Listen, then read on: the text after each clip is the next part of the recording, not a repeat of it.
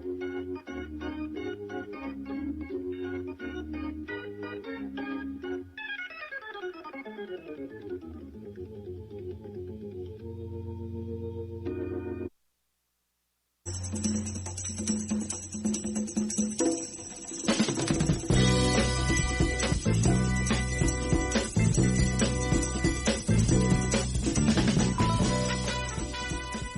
welcome to MGoRadio 5.5. 5. I think we're 5 now. From the Bow Store live on Main Street. You can actually say live this time. Yes, you can. You keep on doing that on the regular podcast, and like you're not live. You're recording. But when I'm saying it, I am live. So you're the only person involved with this podcast that's actually live. Yes. And, well, the people you're talking to. It's a very solipsistic view of the world. We are a very solipsistic podcast. It's probably the first time a sports podcast is. Anyway, yeah. That's very solipsistic, isn't it? Anyway. Yeah, we are visual as well, too. We got the camera going again today. You can't stop us. All the better to record us. Well, that way people can actually tell that we're not lying. You know, we're at the Bow Store and they can see the glorious Bow Store behind us. You just gestured as if the camera was going to pan. No, the cameras. Can it pan? I wonder if we can do a pan tilt zoom camera in the future. Maybe the sponsors will buy us one of those. Speaking of our sponsors, there we go. We would like to thank our presenting sponsors, the Bow Store and Underground Printing. And I keep saying our other sponsors, but that seems rude. Well, there's the presenting sponsors, and there's the sponsors. Then our treasured sponsors. Anyway. Right. They are Home Share Lending, the residents in Ann Arbor downtown, the University of Michigan Alumni Association, Peak Wealth Management, Human Element, Michigan Law Grant, the Phil Klein Insurance Group, Fuego Box, Ann Arbor Elder Law, Perrin Brewing, and The Athletic. So, this is the point in the show when we talk about what just happened. Yeah. Do you want to do offense first and like get it out of the way, or do you want to like have like a fun, nice discussion of Iowa, and then we could take a break and drink a beer, and then let's talk about the offense. Okay. First. Let's just pull the Band-Aid off. All right. So, yeah. You probably, everybody who's listening to this kind of knows the score. Right. Right? you just had to watch the game. It's not great for analysis when, Yeah. So, the thing is that, on the Sunday podcast, I was like, that was a John O'Corn performance. And I want to dial that back like maybe 2 notches. What's 2 notches from a John O'Corn performance? Like, it's not good. Are we in like Threatville at least? Like, I don't know. So okay. So on review, there were a couple of things that stuck out as like, okay, that wasn't his fault. Most prominently, the first throw he had where he's got Bell, and Bell should be open, except Nico Collins has stopped his route. And so instead of a flood route, you've got a cornerback on Nico Collins who can come off and nearly intercept. Patterson can't see that, right? Because he's not looking at the guy. He can't perceive. And the play is going to be Nico Collins goes, that guy goes with him. Someone's going to go with Nico. And if Collins goes downfield like he should, then Bell is in fact wide open for a first down. So that one, we're going to give him that one. There were a couple other things that were like, he got quick pressure early. And live, I was just frustrated because I get frustrated. Like, I'm very much in B-pone about, like, whether this pass is going to be thrown on time. Right. And there were a couple incidents early where Iowa got some decent rush, and Patterson didn't really have any options. So those caveats aside, I think you were graded out at 54% on my downfield success metric. I noticed that Illinois' third-string quarterback got a 41. Yeah. But, that's not even, we'll get to Illinois, but, that doesn't encapsulate it because there are a lot of X's in there. Right, and there were 3 X's for Patterson. Of course, X's for us are extremely bad versions of the events. Right. So a bad read where you throw it to the wrong guy is one thing, and then throwing an interception because you tried to throw it over a dropping guy when you have the flat wide open. Yeah, that was right after Christian Turner dropped it, too. That was, the moment I thought we were trying to throw the game. Yeah, that gets you the X. So, actually, that was, the 3 plays in a row where Michigan was trying to get rid of it. Yeah. Because Peoples-Jones fumbled on his punt return. Right. Turner fumbled, and then Patterson threw that interception. And then 2 plays later, Stanley threw a terrible interception. I'm the worst play. Okay, we're gonna talk about the defense just because I gotta talk about this. Okay, all right, yeah, that's fine. Then. I'm happy to talk about the defense all day. So the Metellus interception, they have man-to-man coverage. They've got their twin wide receivers. Everybody else stays in. Right. It is an 8-man protection, and they're trying to run a slot fade. For one, the guy doesn't even fade. Like, it's a slot fade, buddy. And for two, you basically told Metellus, get over to where the wide receivers are because there's nobody else in the pattern. Right. And he does it, and I know a lot of Iowa fans, at least as internet acquaintances, and I understand why they say the things that they say. Oh, yeah. I mean, they have been going through Kirk Ferentz for how long, and now he just, he finally gets rid of Greg Davis and replaces him with Brian Ferentz. Right. Which is, yeah. Anyway, back to the offense. So, Patterson has 2 sacks where I feel like on the first sack he misses Peoples-Jones wide open on a post. And on the second one, he's got a good pocket, and he actually runs himself into a sack. And those are drive-killing moments. And now we're going on 2 years of those, so that's just part of Shea's MO still. I mean, it kind of feels like he's worse than he was last year, and I don't know if that's because the offense has changed in ways that he's not comfortable with, but you think that. I mean, that went away later in the season as like his pass protection kind of like became trustable. Yeah. But like earlier in the year, remember like against Notre Dame, he was running out of the pockets like that too, but like he had reason to. Like Runyon was getting murdered, and so like you had to leave right away, and I think that was I don't know. That's the kind of thing you see from quarterbacks often who've been hit a lot. Yeah, but that's not the case here. Right. So he's coming off a 90% pass protection day against Rutgers, and Michigan gets to 80 in this game. They almost entirely neutralize Epinesa. Epinesa does have the sack that I was talking about, but Patterson should have easily gotten the ball out. Yeah. That was like 3 or 4 seconds after the snap, and you got to get. I mean, you get 1, 2, 3, it's got to be gone.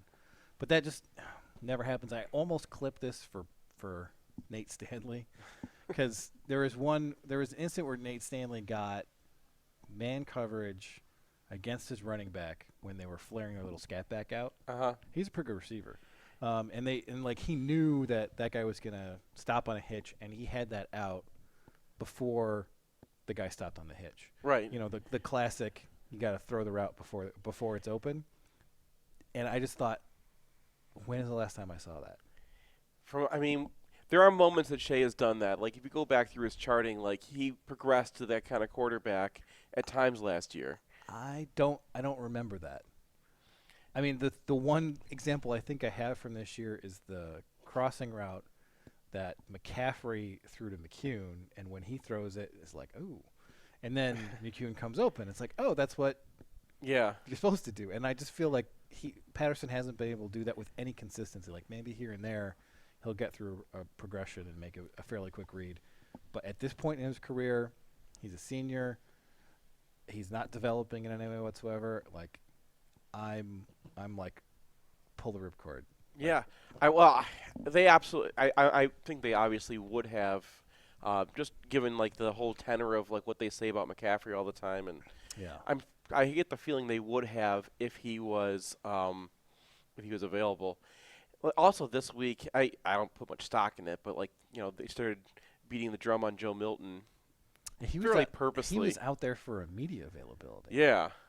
So you get this kind of weird back and forth where the announcers are talking about how they were in a room with Jim Harbaugh prepping for the game, and Harbaugh's like, "We're not looking to change quarterbacks," and you kind of get that vibe where it's like, all right, rally around the troops. Yeah. But then they're putting Joe Milton out for an availability, and it's like, oh, that's there's a lot of ways to read that. That could be like, hey, Joe, don't leave because we still believe in you. Well, there's one way to get him to stay, and that is to give him some reps. And this would be a good game to get him some reps. Yeah, my theory was that they wanted to kind of prep the fans to have him out there, right? So, like, get Shea out there, let him be Shea and see what you got. But, like, plan to get some Joe Milton reps in this one because they're going to very likely need a third-string quarterback to play meaningful snaps this year. Thanks, Seth. That's just what I wanted to hear. Well, I mean, all right. He might be good, right. Brian. He might be really good. All right. Other things, I wanted to shout out Runyon because he did draw Epinesa in that game. Yeah, and didn't grade out well, but he got shoved back a lot, but not. But when you consider the context, yeah, like I'm gonna take that. Like I'm gonna take like a slightly negative performance on the ground, and I think no pass pro minuses for him. Maybe he had one. Okay. And then Ruiz and Onwenu were all the other pass pro minuses. So like they were able to shut off, a couple of pretty good defensive ends. Although the non-Epinesa guy is not that much of a rusher. No, they're all kind of like big dudes who are just gonna shove you. And yeah. So, I don't necessarily think that Michigan, their offense is fixable in the ways that like Harbaugh keeps saying, like, oh, we're about to get there, and I'm like, nope. Well, we'll go back to the Nico Collins play that you originally were the first play of the game, or Shea's first pass, first throw, yeah, the first throw. I mean, that's not something we've seen before. That the receivers are now like missing the plays and running the wrong routes. Yeah, and I think this game had more than a few bad receiver routes in it. Well, so they have their second drive that is any good. Yeah, and that starts off with like hitch to Collins, like, all right, we did that. We need a 5-yard hitch because they're terrified of this guy. Justifiably. And then we get an out to Peoples-Jones. Yeah. I'm like, all right, now we got an out. Was that the drive we also had a good throw to Black too? Yeah, and these are almost back-to-back-to-back. Yeah. So they have the 3 completions almost back-to-back-to-back, and True Wilson gets a shout-out for picking up the corner blitz on the other one. Right. And, okay, you're reading the edge of the field. Yeah. There's no linebackers coming underneath anything. Not a panacea. We saw it on the interception. Right. But he's been good reading those flood routes. They've been trying to give him half-field reads, trying to simplify it. And I just feel like, what is the way forward? The way forward is playing, the football equivalent of isolation ball in basketball. Right. Right? Where it's just like, we don't really have much of a plan, but we do have this guy, and he's really tall, and he can jump. I mean, even if we went to the offense that he was running at Ole Miss, where it's just like, okay, if you get single coverage, throw it up. Yeah. We can do that against some of the guys that we're playing. I mean, it's probably not going to work against Ohio State, but you throw it deep a couple times. Let's not even think about Ohio State. Okay. Like all. Yeah. I was doing a good job of that most of the week. We're just going to get to the Ohio State game there. Whatever happens, happens. This is about like, all right, can we beat Penn State? Can we beat Michigan State? Can we beat I can't stand Indiana? That's even a question, but yes. Can we beat Indiana? Well, and we'll beat Indiana in like a very stupid game. Right. The Indiana just has a script. Yeah. But so a couple other things that stood out to me is, they get down to the goal line on their touchdown drive. Mm-hmm. I was going to say first touchdown drive. Wait, it was their first touchdown drive. At the moment, it felt like the first of like 40.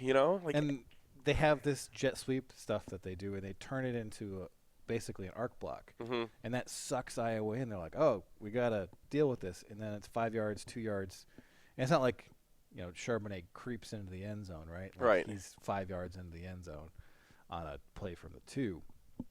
You have the arc read at the end of the first half, which is the chunk run for Haskins, which is Michigan's longest run of the day.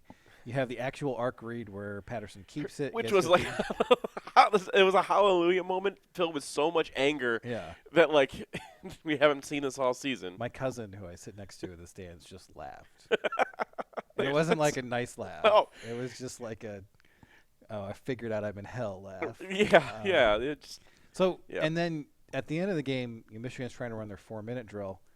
They convert that 4-minute drill if Tariq Black doesn't completely airball on a cornerback.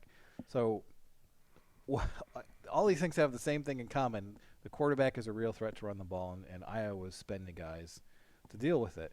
And you see this with Illinois too. Yeah. So Illinois last year, Reggie Corbin had 8.5 yards an attempt. Because Peter Bush? A.J. Bush. Yeah. Peter Bush is the fullback. Our fullback, right. At Michigan. So they have this grad transfer quarterback who runs for 800 yards. And, of course, it opens everything else up. And Michigan had a good setup last year where they weren't exposing Patterson to that many hits, but he was opening the rest of the ground game up, and that's just not happening. I mean, I can beat this drum all season, but like they had a good running game offense last year. The spring game showed how you could add some RPOs and add some other things, some Gaddis stuff, to Michigan's base run offense, which was working last year. Well, and they would have been fine. They have how many times have they run a pin and pull well this year? I don't think they've run any of them. That was a money play for them last year, and then the spring game showed us like a couple different things that they could do with pin and pulls. Yeah, they don't really run much power. They don't run any of the down G stuff that they were very good at last year. No. They took stuff that the offense had repped for a year and just stopped doing it.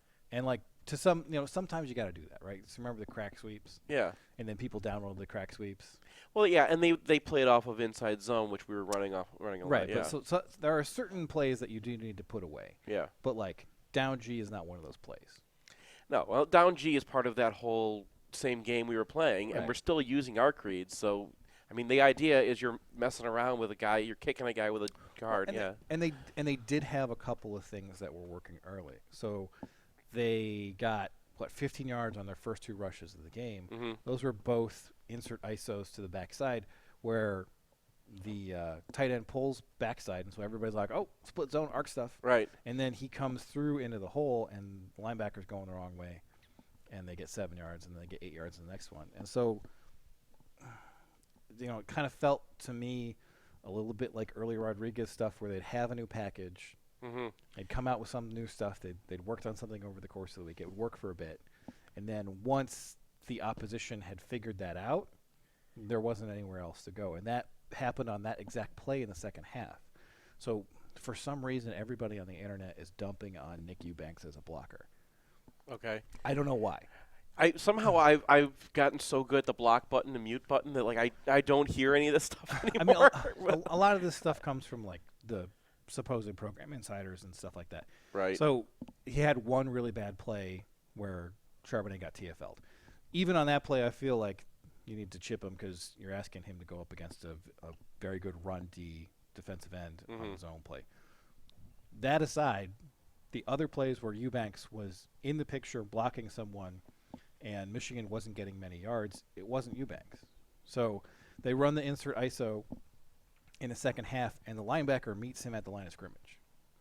At which point you're just gumming up the works. Right, and Epinesa is the defensive end that Runyon is trying to kick out, and he kicks him out. Mm-hmm. But it's not like that block is going towards the sideline, right? Right. Like that block is coming inside. Yeah, that the same amount of force applied to Epinesa if he does it this week against like the 240-pound Right. guy for Illinois, that you'll see a difference. So this play gets mucked up, and I think people are like, "Oh, Eubanks," but if you look at it, he stalls the guy out, and then he starts pushing him, and like I think that's a win. Yeah. But for some reason, because he's in the vicinity when Michigan's run game is being tactically defeated, people are mad at him. And then, of course, there's the one big flashy play where he did screw up. I mean, we're now almost halfway through the season. We hired an offensive coordinator specifically to like jumpstart to get this offense to the point where like we're winning these RPS things, and again and again the plays are either Shea's not doing something that like even things he's done before, or just not progressing at all. Yeah. And the other theme is that just, like I just don't feel like there's any RPS wins that we're getting. Maybe little ones here and there, but like I mean, they run something cool and it's and or if they try to do like a gimmicky thing and it falls apart. I mean, like they've tried to run some cool things, but like they're like, okay, we're gonna have a end around that's a pass. yeah. They're like the big flashy things, and they're not like, remember that Indiana game 2 years ago where Michigan's in tough against Indiana, and they bring out this split flow counter, Right. and then it's just they just rip off huge run after huge run. Yeah, I think I neck sharpied that one. Like so. Yeah. That's something I think they were hoping to save, but they had it in their back pocket. They brought it out at an important time, and it's not like a double pass or a reverse or like some kind of like crazy play. It's just like a tweak to your ground game Right. that really kind of sets it on fire. And we haven't really seen a lot of that. I mean, Gaddis is not an idiot. He is putting that kind of stuff in, but just because you don't have kind of your base working, Like as soon as they figure out the new stuff, they can focus on And that's that. the thing. What's Michigan's base right now? Well, inside zone, I guess. It's everyone's base. Like that's not you can't Right, but like that's but- not really a good answer, right? 'Cause it's Yeah. like last year's base, they had a package that included down G, split zone, inside zone, arc package stuff, and they kind of shifted gradually from one to the other as they thought things were going to get downloaded. Yeah, and they'd have a different thing for depending on like who they played. So you have the down G package, and that's working early in the season against WMU and SMU. And then you come to Nebraska, and you find Nebraska is just reading running backs. So what do? They just have a running back inserting instead of pulling a guy. So you can build off of what you're doing to like play with the tendencies of each opponent, sticking with what your base is, and the base all made sense together. And I'm coming back to this again because it drives me nuts. They had an offense. Most of it works, and it would be fine with this. It's the same guys. So It's not that downloaded. So the issue is that when Michigan gets guys going the wrong direction, they get chunk yards. Yeah. And they did that a lot last year. They did it a little bit early in this game, and then they haven't been able to do it at all with any consistency. And I don't know. I think it does go back to Gaddis because he's a wide receivers coach. He's the deep state guy. Yeah. He's in his first year as a coordinator, and we've seen what a Harbaugh rush offense looks like, right? Yeah. Like it's all about dicking with people, whether it's trap blocks or, just getting the linebacker to go the wrong direction because you insert the fullback in the backside of the line. It's all about getting guys to step in the wrong direction. Mm-hmm. And when it doesn't happen, it's tough to get chunk runs no matter who you are because there's fundamental rule of the defense is that one of your guys has to carry the ball. Yeah. Right? Like you're always going to be in a situation where they have an extra guy, and so you got to buy that guy back by putting someone in the wrong gap. And Michigan used to be good at it; they're bad at it now. And also by reading someone, you can use and that's Right. that's always Well, we're gonna hammer that all year, but and it's clear that Michigan didn't want to do it, but they could do it, but they don't want to get Patterson hurt in part because their backup is also hurt, and that's that's kind of a very Michigan thing right there.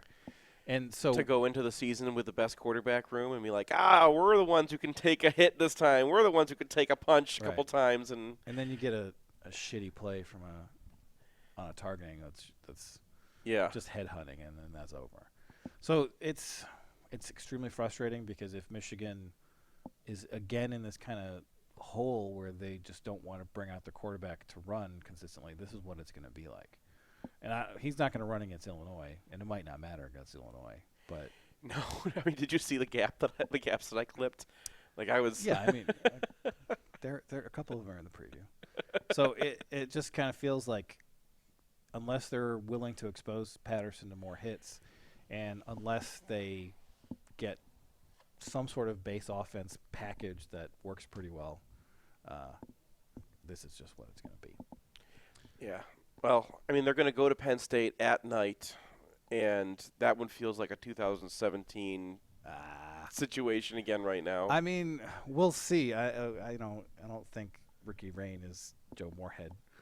Like they've put up some numbers recently, but you watch that Pitt game they had, and it's just kind of like right, and they haven't really played. We'll get into Penn State next week, and then they played Rutgers. Right. They played who else? They just crushed some other team that was. Hopeless. I've only been half paying attention to the hapless teams that Penn State's playing. Why don't we take a break, come back, and we'll talk about the fun part. Yay! Let me just tell you a couple things to keep in your mind while you're out there. When we take the field, we're going to win. We've got big goals. We've got big ideas. We've got to win this game, and there is no game on the remainder of our schedule more important than the one you're going down to the tunnel to play today. Now let's go. Let's go. Underground Printing is proud to present The Bow Store. Visit us at our new location at 333 South Main or online at www.bow.team.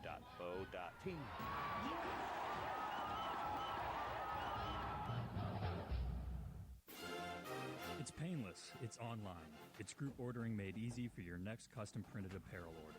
Pogo from Underground Printing takes the aggravation out of custom printing for a group. Whether you're selling shirts for a fundraiser, organizing a large event, or trying to collect sizes and payment for a family reunion, Underground Printing is here to help. Save time and hassle every step of the way with our easy-to-use site. No more guessing what to order, chasing people down to pay, or wasting time trying to sort out who needs what. We'll set it up and you can just sit back and relax. We can even take care of individual shipping. To learn more about Pogo, visit us at any of our convenient locations or at pogo.undergroundshirts.com. Say, do you like clickbait? Do you like articles that take about 5 minutes and zero knowledge to write? Well, you listen to this podcast and you probably read MGoBlog, which means you don't, and it's probably time to get that Athletic subscription. I'm going to get you 40% off. Just listen in. The Athletic is a subscription-based sports news site delivering in-depth sports coverage for diehard fans. You read exclusive stories on Michigan football by Nick Baumgartner and Austin Meek, Michigan basketball by Brendan Quinn, national stories from writers you know like Bruce Feldman, Stuart Mandel, and Seth Davis. There's no ads, no pop-ups, no clickbait. The Athletic is setting a new standard for sports news coverage. You can join today with Wolverines content you won't find anywhere else and get 40% off your annual subscription by going to theathletic.com/MGoBlog. Again, that's athletic.com/MGoBlog.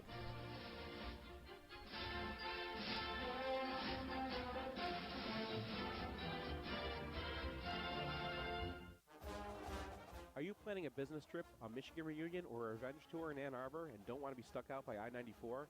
Look no further than the Residence Inn Ann Arbor downtown. Positioned at the corner of Huron and Ashley, the hotel is just a block from Main Street and a short walk to Michigan Stadium and Central Campus with all the amenities you expect. Also, we podcast here most Sunday mornings, so if you let us know you're coming, we'll let you put a shout out on the pod. That's the Residence Inn Ann Arbor downtown.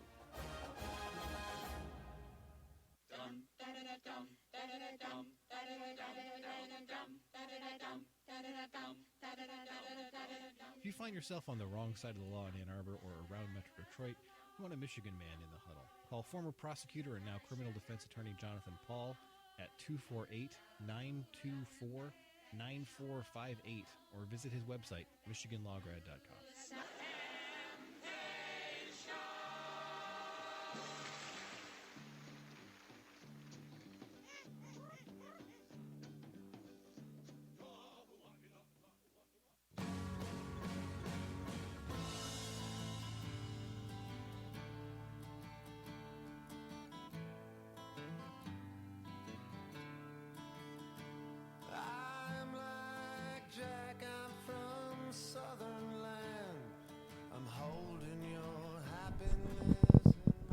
Welcome back to MGoRadio 5.5 live from the Bow Store on Main Street. Yeah. So the defense was a much happier situation. It was. It's a very different situation than the defense we've been seeing all year. Well, I mean, we've seen it all year. We just didn't know if that was what the plan was or if it was just the fact that Michigan was playing Rutgers and Middle Tennessee, where it's like, should we run cover 2 against the team that does nothing but throw screens and run it in the flat? Yes. Right. And then, like, you throw Army out the window. Yeah, so Army, and so then the Wisconsin game.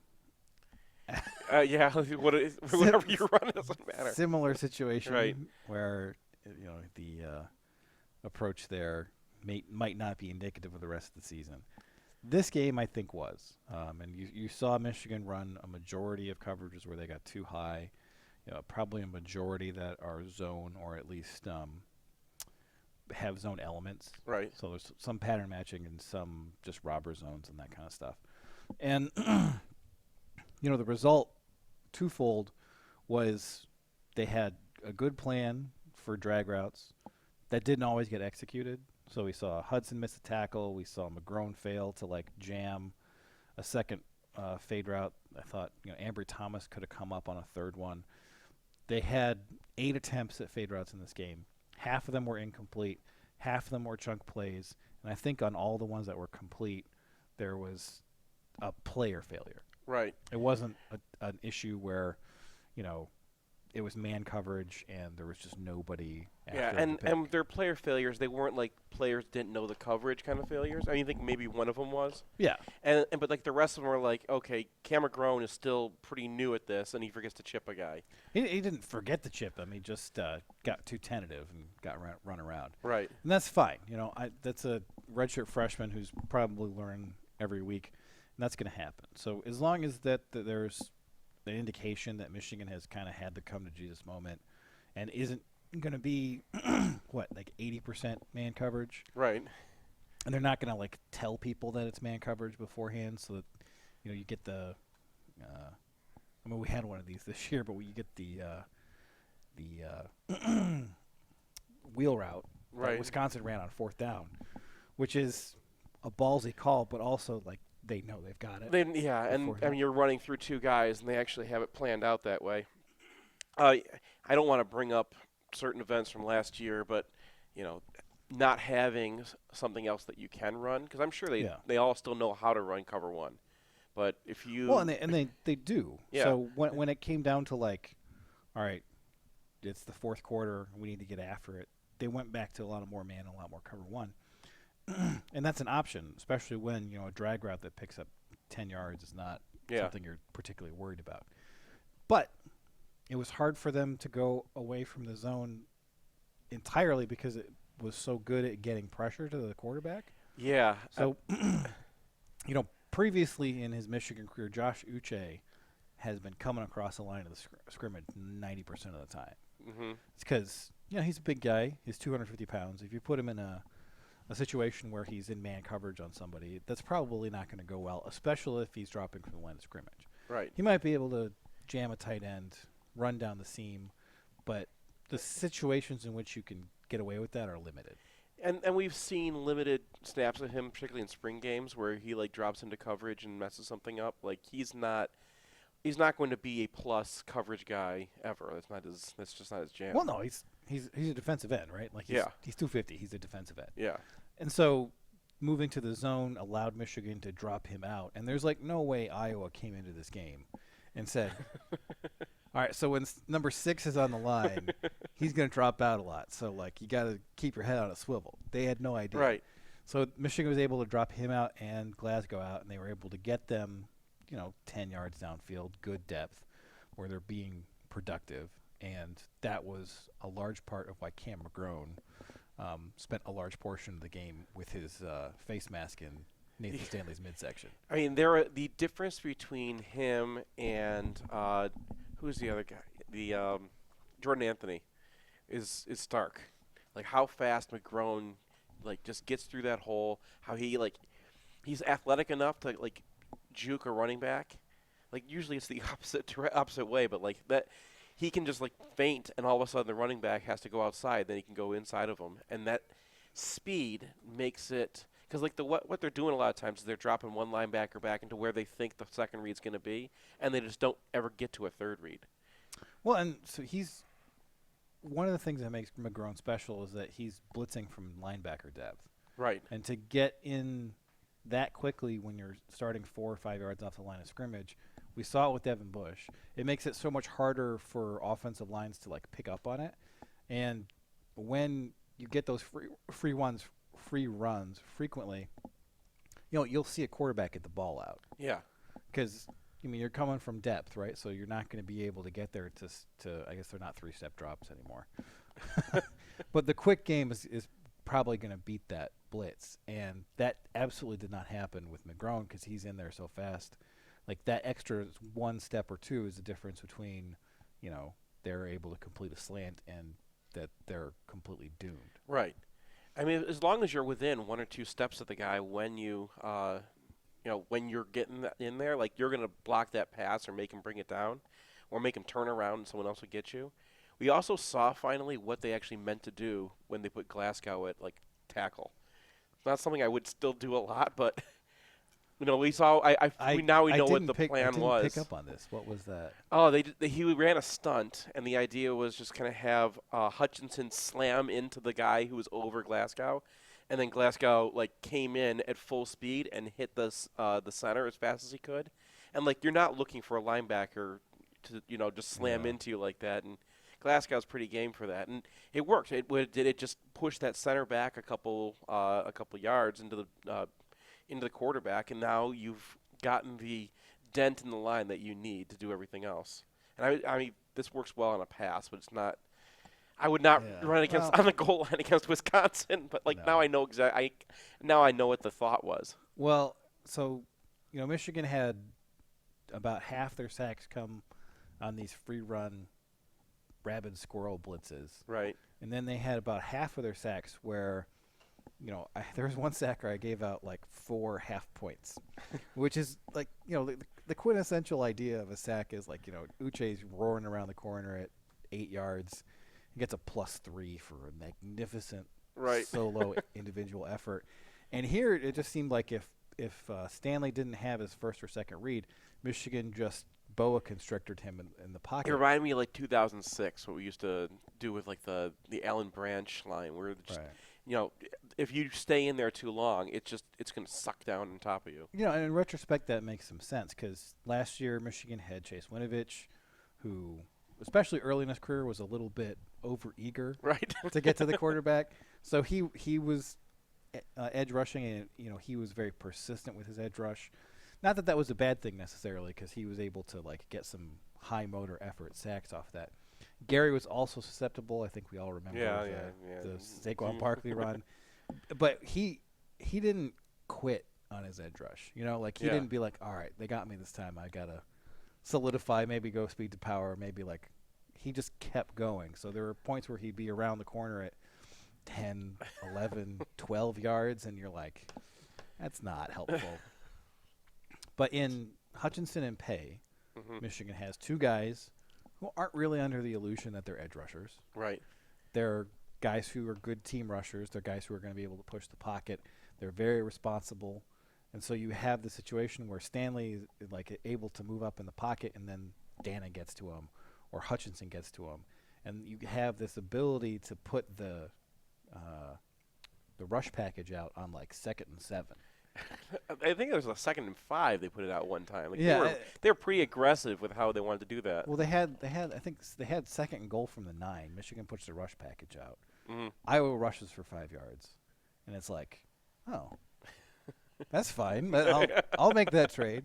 So they're stout enough to be able to do that without it being a disaster, and then they're also stout enough that they're able to kind of lever the pocket closed, and then you get a lot of stunt games off that. So, I think there's a really encouraging way forward for Michigan to have a lot of pressure, and that's 1, and they're able to get away with the 4-DE package a lot. Right. And 2, with the zone blitzing, now you've got Hudson, Uche, Glasgow, and McGrone, all of whom have shown at various points in the course of their careers that they're very good rushers. And the trap gives you an option to use the cornerbacks as well.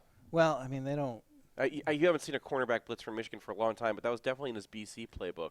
Yeah. Because those guys are already kind of slanting in, and then they just kind of. But if you're asking me if I want to send Lavert Hill or Khalid Hudson. Right. I don't. The reason that they put some guys in some unusual positions and then pull them back, and the offensive line may or may. He had a solid game. Like, I don't. A solid game from a defensive tackle? I mean, that's like manna from heaven right now. Well, I just want to calibrate this correctly. Okay. Well, Iowa's interior is not good. That's part of our calibration as well. But he had a couple of minuses scattered around, but he also was able to use his quickness as a run defender. There were 2 plays that he blew up where he cut off the front side gaps, and then the running back had to run into a bunch of Michigan dudes. And then after those plays, he celebrated.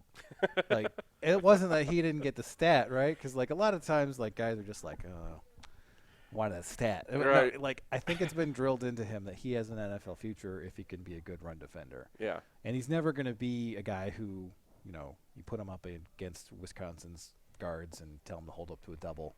That's not going to be his game. But you started to see some flashes of Mo Hurst as a run defender, where it's like if you're trying to run a pin and pull, and you're trying to cut him off, that's a tough ask. And that's fine. Even fine against like Wisconsin's, because you're going to get a couple -2 and put them into passing downs. So I think that because of the nature of the rush in this game, where he's not on the field for a lot. Basically all of the passing downs. Yeah. He got in late because Pay got knocked out. But, when Michigan's in 2nd and 7, they're like, we're going to put 4 defensive ends on the field. Mike Dwumfour doesn't have a lot of opportunities to do the thing that he was really good at last year. And for him to still come out of this game like with a pretty positive UFR metric, pretty positive Pro Football Focus grade, encouraging. Yeah. And the other thing I wanted to mention was, we've talked about the ends already, and Uche was a little nerfed by this, but those are NFL offensive tackles, especially Wirfs. Looked like Yeah, that guy. yeah, he just does things that you're not gonna see that very often. Like, he looks like a quintessential guy who's too big to be a great pass protector. And then, like, there's a play where Uche wins inside, and Wirfs is just like, I'm gonna shove you in. And I was like, I've never seen anything like that before. I saw the same exact thing when I was charting him, and then Alaric Jackson looked fine, like he looked like himself. Possibly. I mean, he didn't come out of the game. He didn't seem to be limping. This seemed to be like the spot at which they were going to bring him in. Yeah. But he didn't play well. Like, he got that's burned by Pay on the inside, and part of that was like a little bit of stunt action. Fine, whatever. But like, he takes down Uche on holding Fiesta. Like, and he was getting away with some holds before too, which meant that he was getting beat. So there are three possibilities. Yeah. One, Alaric Jackson's a little overrated. Two, he wasn't all the way back. Three, Michigan is very, very good at doing this. Yeah. And I kind of feel like three is we've seen him against Wisconsin. Didn't feel like that. So I kind of lean towards one of the first two. I mean, Uche has been doing that to some pretty good offensive tackles, particularly ones that like grade out well against. Wisconsin's a different deal entirely because those guys don't move. And Wirfs had his number. Yeah. Because I watched that a lot. Like, Uche's in the game, Wirfs, he's going up against Wirfs. I'm like, all right, let's see how this goes. Not well. No. Didn't go well. He had a couple of moments, but not against Wirfs. And then the secondary, I don't think there's a whole lot to say. Michigan got challenged a little bit more than they usually do, and they came through pretty much with flying colors. Like Vincent Gray, I was a little bit. So he had two fade opportunities. Mm-hmm. One, he got his head around and missed. Actually, he got his head around on both and couldn't get the pass breakups. One he gets away with. The second one is like the ye old underthrown. Right. Did you notice the Iowa receiver almost caught it like on his back? Yeah, no, he almost pulled off the pro throw. And Right. I think that made it worse because he's like grabbing the guy to catch the ball. And like, Well, yeah, and we didn't see that he was catching the ball. We were right on top of that because it just happened like right in our seat. So like we were yelling for offensive pass interference, and he throws the flag.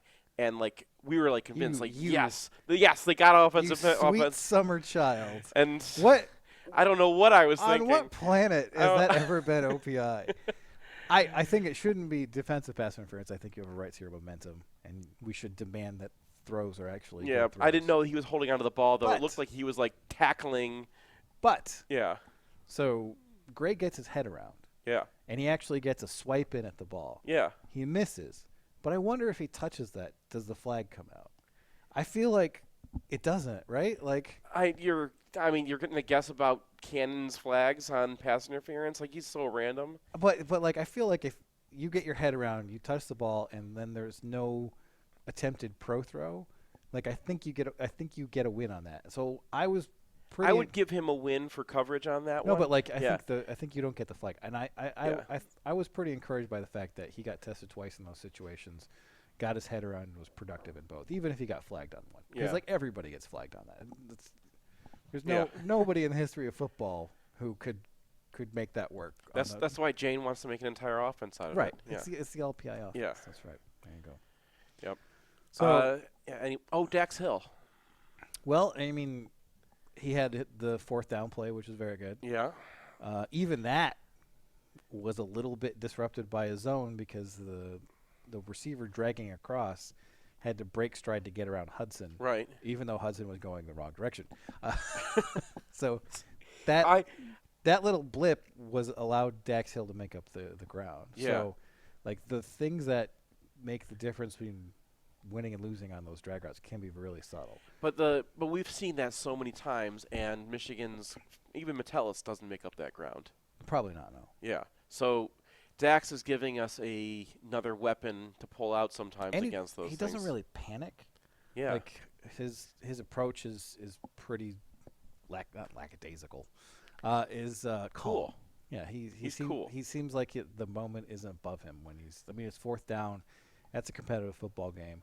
And like he he didn't even have to give the tug on the guy's Right. hip, right? Like there was no question that was just a straight up Yeah. PBU without any kind of frippery. And there are freshmen who would have the ability to do that, but wouldn't have the mental calmness just to kind of let it go. Yeah, and there was the other play originally I thought was on him that went, the one that got thrown over Lavert Hill, the long pass that they caught. Oh yeah, On the third and super long. yeah, that and was weird. I think Michigan was just in a weird coverage because Yeah. when you look at that, everyone had to go where they went. Yeah, there's no question where there's two guys covering one guy, or it was just it looked weird because I think Hill got beat off the snap, so now he's in outside leverage when he needs to be in inside leverage. Right. So he's supposed to be on an island, and he gave up a Right. yeah. And Hill had one of the best interceptions we've seen in a while. Yeah. In this game, and he had a good game overall. That was an L, but it wasn't a coincidence that the rest of that game, when we saw third and long, there were two deep safeties. Yeah. In a way that there weren't on that play. So, learn the lesson, I guess. I mean, Charles Woodson lost those plays sometimes too. Yeah, that happens to cornerbacks I sometimes. just said. Yeah, yeah. game. I'm not talking to you. I'm saying to the listeners here. I don't think anybody is Lavert down Hill on is- Lavert Hill after that game. I haven't heard one peep about, remember Lavert Hill giving up that pass? No, Anyway, yeah. So it happens. that was a good defensive performance. Yeah, and it remains to be seen whether Iowa has an offense at all. That's the thing. I mean, Brian Ferentz, I did my next Sharpies on this. I'm like, he really wanted to run his concept. And they have a couple of things that they run off of it, and that's what Nate Stanley's comfortable with. But Michigan knew exactly where the ball was going on a lot of those. Well, it's a combination of not being able to protect, and I mean, their ground game was pretty disappointing for a team that had been rolling over people. Well, they got Tristan Wirfs, and they're not running off of him at all, almost. Well, they wanted to. Their idea was they're going to run ISO at Michigan's linebackers, which worked a couple times. Yeah. They got some chunks off of it. It wasn't the worst idea, but just tough to make the whole plane out of ISO. Yeah. That's an exaggeration, but it was not a plan that I thought. Don Brown won that game tactically pretty clearly. Yeah, and it was nice even against Brian Ferentz. It was nice to see Don Brown have a Boston College style game where he was bringing stuff out all over the place. That is an interesting point because he comes to Michigan, and he has this reputation as a mad genius. Right. Where he's Dr. Blitz. Right, and at Michigan, he just kind of inherits, Mo Hurst. Right. Here's Jabril Peppers. Put him wherever you want to. and he and use him at linebacker if you want. And Chase Winovich. So the defense is very, very simple for his first couple years here. It works pretty well most of the time, and then it gets a little bit downloaded, I would say, late last year, especially because Indiana kind of gave people a blueprint. Right. And now he had the off season, and he's been able to retool. And so you think, all right, we're able to retool on defense, and it's we're still pretty good at that. And then you look at the offense, and it's just too much inconsistency there, too much rotating of the guys. You can't have an offensive coordinator for longer than 2 years. You're losing a lot of position coaches, and that doesn't really happen on the defensive side of the ball. You get a little bit of rotation here and there, but yeah, they had 1 year of DJ Durkin, and then right, and then since then they have Partridge the whole time. They've had Zordich the whole time. Yeah. They've had a little bit of rotation. They lost 2 guys to Ohio State last year, and that Right. was That'll happen. yeah. I mean, I don't think that there has been that much of a downgrade at defensive line coach after losing Madison, and Madison's one of the best out there. It'd be tough to tell, right? Yeah. You can't really tell after 1 year whether a position coach is Yeah. an upgrade or not, except in Ed Warner's case. I think we're gonna put a little check mark there. Yeah. Um, Let's end this before we get to the receivers because I don't want to say that yet. all right. Well, we're talking about the defense, but Yeah. whatever. Yeah. All right, we're gonna take a break, come back, and talk to Holly Anderson. Yeah. Recently, Seth and I were having lunch, and he asked me what someone in their 30s married with children should be doing with their finances. I rattled off some gibberish, and then he said, "That's what your next ad should be." So here we go. Hey, it's Nick Hopwood, your MGO financial coach. I'm a certified financial planner, founder, and president at Peak Wealth Management. And it would be smart for you to start paying close attention at this point. I think you would want to consider the following. Max out your 401k. I like the Roth 401k as long as your income is under $415,000 per year. Max out your Roth IRA. Set up your mortgage on a 15-year amortization. Add $500 a month for each kid's $529. Invest with the appropriate risk tolerance. Make sure you have enough life insurance to cover debts, education, and income replacement. Don't take out any credit card debt. Pay all your bills each month. Make sure you have an emergency fund. And if your needs are any more complicated than that, connect with us at peakwm.com to book an appointment. Peak Wealth Management. Retire with confidence. The University of Michigan was the place we all came together. It's where we pursued our curiosities and where we rallied around things that really mattered. The Alumni Association has now made it possible for you to reconnect with your fellow Wolverines around endless topics within alumni online communities. It's where you can join in the discussion or start your own on any subject from your career, identity, hobbies, or interests.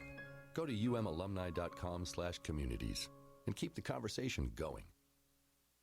So by now, I'm sure you've heard about HomeSure Lending and my friend Matt Demarest. I'm going to tell you once again, if you are buying or refinancing a house, this is who you got to call. Everyone who's used him so far from our site has said the same thing. And, my experience itself, we just bought a house just a couple years earlier before we refinanced. And so we got to see one-to-one comparison between the bank that we worked with and working with Matt. And it was just a completely different experience. He really knows the industry well. He knows what you need to go to homesurelending.com/MGoBlog, and Matt will set you up. That's HomeSure Lending, NMLS number 1161358. Here's the thing people say. Seth, tell me about your insurance. I'm actually glad you asked me about that because I just changed my insurance, and I'm really happy I did. Let me guess. You use Phil Klein and Owen Rosen of the Phil Klein Insurance Group. They are MGoBlog readers, and they don't advertise during football games. And they've got a 5-star rating on anything you would care to see. Call Owen at 248-682-7445 or visit them online at philkleininsurance.com. Want the perfect game day outfit? Underground Printing has unique, great-fitting apparel and officially licensed apparel from legendary Michigan names like Woodson, Howard, groups large or small. To learn more, visit Underground Printing at one of our 3 convenient locations around Ann Arbor or online at undergroundshirts.com.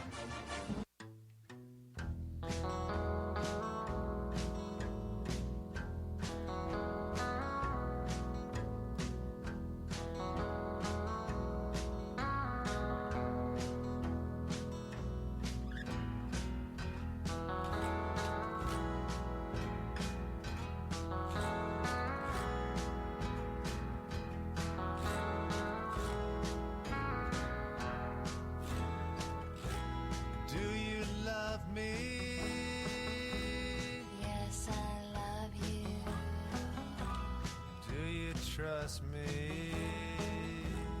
Yes, I do. Do you love me? Yes, I love you. Welcome back to MGoRadio 5.5 live from the Bow Store on Main Street. I actually want to listen to the rest of that song. I was I'll give it to you. That's Blanche. I know them. That's it was creepy. Oh, they're hang on. Let me pull that up. I have the description of them here because they sent me the craziest subscription. Okay. Yeah.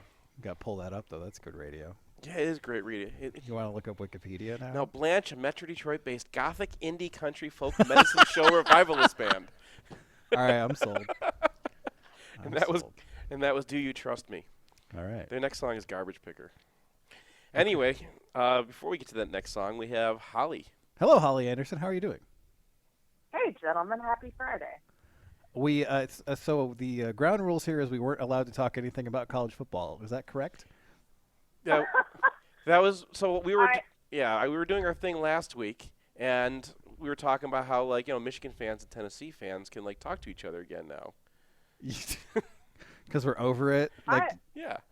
I have held for many years that Tennessee and Michigan both occupy pretty similar positions in their respective conferences, and people always yell at me when I say that. No matter whether they're a Tennessee or a Michigan fan, it's just correct. I mean, well, no, it's more Michigan fans to be fair. All right, but well, we are Tennessee Legion. fans are usually just hurling homophobic slurs. Okay. I grew up there. Don't email me. All right. So you're. I want to talk a little inside baseball first because you guys are now doing Banner Society, right? Yes, yes. So the idea there is, okay, instead of just having a website, you are completely like platform agnostic. You have like a Slack channel. You have an Instagram. You guys have conference calls. Like it seems like your goal is to have like a Zoom meeting with 500 people in it all talking at the same time. Pretty much. I mean, that's the internet, right? Our very grown-up sounding goal is to meet our audience where they're at. The behind-the-scenes truth of that is, of course, a lot more complicated. Most of our team, there's 9 of us, have been with Vox Media for the better part of a decade, and some of us even helped found that company. And as companies get bigger, they maybe get a little less nimble. It gets a little bit harder to turn the battleship and focus in new directions. And we wanted to try a whole bunch of new things at once. And the college football team was a really good choice from Vox's perspective to try a whole bunch of experimental shit, like see how many people will turn up for a conference call on a Friday night, see how many people will just jump into a Slack channel and hang out with us all day on Saturday. The college football team at Vox had a really large and invested and stable audience over the better part of a decade. So they make good guinea pigs. They're kind of, if you're into Jason Kirk's work, Richard Johnson's work, Spencer Hall's work, you're pretty much going to follow them wherever they go at this point because they've been around for a little bit. And yeah, it's kind of a fun season for us. We're trying anything right now, and we're going to see what works, and we're going to refine it and come back next season and hopefully come back with some kind of roadmap when we emerge from this wilderness that doesn't rely entirely on clicks to pay our bills. And, one thing that you've done that has been stunningly successful from our perspective, because we've done some live shows, live podcasts, you're selling tickets for like $35 to shut down Fullcast episodes, and people are like banging the doors down to get in. This is astounding success to me. That's the live tour has surprised all of us with how many people want to show up. We have our next show is on November 1st in Jacksonville in a highway strip mall indoor ping pong club, and for the record, I was against this, and I can't believe how many people think this is a good idea and want to show up. Well, I mean, you guys did a show in Ann Arbor because Michigan fans once again donated the most to New American Pathways. Yeah, you guys saw that room was overflowing. It was. I was extremely hot. It was. Yeah. Oh, God, it was We so decided hot. not to do any more live shows actually because that was you guys were so prepared and so good at that. We're like, ugh. It's like you go. Listen, all you have to do is show up, and the Ann Arbor Public Library staff will make you look prepared. That was famously, we are not really great with audio, which is hilarious considering a podcast. But our first live show in Atlanta was recorded by the professional recording staff of a professional theater, and it sounds like Norwegian black metal when you play it back, and not in a good way. And the Ann Arbor District Library staff who recorded our live show in Michigan is perfect. We do have a good library. Yeah. That's a I mean, you great would imagine library. Ann Arbor would do certain things well, right? It's a very Ann Arbor thing. Yeah. Yeah. Like we laughed, but it was extremely on brand for all of us. We got to watch a little college baseball beforehand, which is very on brand for us. Yeah. Well, so one of the things that I really liked about that show is it seemed like everybody had brought out their like favorite obscure college football reference T-shirt. Right. So I was wearing my Pistol Pete T-shirts. There was a guy with his Champagne is Poppin' T-shirt, an Illinois fan in the back. I love that shirt so much. There are so many Illinois fans out there. Like, It's really strange. How are they hanging on? I don't know. I mean, it's I not don't like know. Did I tell at the Michigan show the story of my favorite Illinois fan shirt I've ever seen? The guy who, right after the Illinois USC Rose Bowl, like the following spring, I saw a guy wearing the commemorative shirt from Illinois getting steamrolled by USC in the Rose Bowl inside a casino at March Madness. Wearing it out in public to another sporting event. And I walked up to him and was like, can I take a picture of you? I mean, how many Rose Bowls do they go to? That's like like that's the pinnacle of Illinois-ness is like going to the Rose Bowl. Backing into the Rose Bowl and Right. getting absolutely steamrolled. All right, speaking of Illinois, we have our gimmicky top 5. In honor of Illinois, our Right. gimmicky top 5 is one-sided relationships. So my wife went to undergrad at Illinois, and then she took a year at NYU and then decided she didn't like it, and she came to Michigan. Okay. Things proceeded from there. You get the idea. But when she came here, she would like introduce herself at like these grad student parties and be like, so I went to undergrad at Illinois. I hope that's okay. And people had no idea what she was talking about. Like she thought like this was like the Michigan-Ohio State rivalry, like Michigan-Illinois was it. Oh no! And so she was trying Like, oh, careful, we're gonna sneak up on you. Yeah. So she had asked me, she's Right. not really a sports person, to like, what is going on here? And I was like, well, it's complicated and has something to do with a guy named Mike White 20 years ago. And now it's 30 years ago. So there we go. So one-sided relationships. Right. Where is Illinois on the like? How many teams would we rank as rivals over Illinois right now? Like is Northwestern above them? I mean, frankly, Rutgers is. Like, Because they did the thing with but the they're magnets. Yeah, they're trying, man. If Illinois wanted Oh, wait, to like is there- fence the garbage heap. Go ahead. Now the Big Ten makes me lose track. Is there some kind of Cracker Barrel merchandise trophy that you guys play Illinois for that I just forgot? No. They do play Ohio State for a turtle. Yeah. So God, all the trophies should be either live taxidermied or bronzed animals. All of them. I think the turtle is wood, but I don't quote That's me on fine. that. This is fine. As long as it's like, is it in honor of a once live turtle that used to be the prize for this game? Oh, sure. We'll say yes. I'm not Okay. up on the All Elena right. Buck trophy. It's I do canon know now. its This name. is fine. I know of its existence from NCAA. Can we make an exception for the land grant trophy, which is perfect? Yeah. Yeah, this is true. All right. So one-sided relationships. Seth, you're number 5. Mine is Michigan State and Northwestern. Okay, we weren't supposed to talk about football. Oh no, this is general. Just in general. Educationally. Okay. Just spiritually. Yeah, like they are. We they're can competing talk for- about football. My team doesn't have any rivals anymore because it's just become a body bag, so I'm familiar. Well, Michigan State's been trying to ship this rivalry for a long time. Like they went to the Big Ten and asked to This is like. definitely the first time on the podcast anyone's used ship in that context. Okay, go ahead. I'm hip. I'm Go cool. ahead. Go ahead. Go I'm ahead. with the kids. Go ahead. Write your fanfic. Go.